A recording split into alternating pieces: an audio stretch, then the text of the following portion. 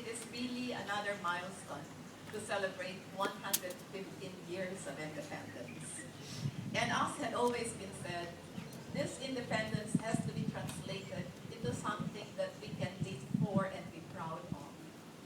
And we are all stakeholders. We are part of this particular effort. Government cannot do it alone. We at the embassy cannot do things alone in this community in Singapore as well. We all are part and parcel of the team.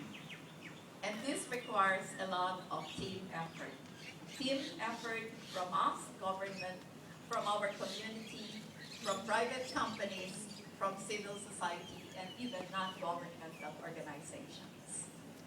Mapalad tayo, napakaunlad ng Pilipinas ngayon. Gaya nga ng nasabi kanina at nabasa doon sa mensahe ng ating kalihim, ng trade and investment. For the first quarter of 2013, the Philippines grew by 7.8%. And this is really a big, should I say, a great performance for the economy. But we don't rest our laurels on that. We have to keep moving, we have to keep working, and all of us will have to do our share. And we want to fight our battle for poverty. We need to work more.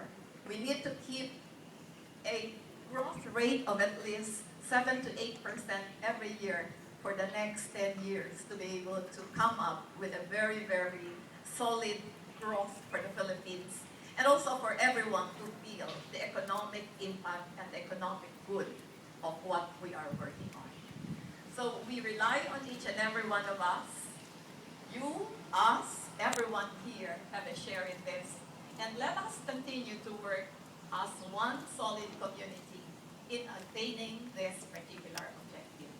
Marami pong salamat sa inyong naging suporta. Sana po ay sunod-sunod pa rin at mas maigting pa rin ang suporta ninyo sa ating lahat. Happy Independence Day and good morning.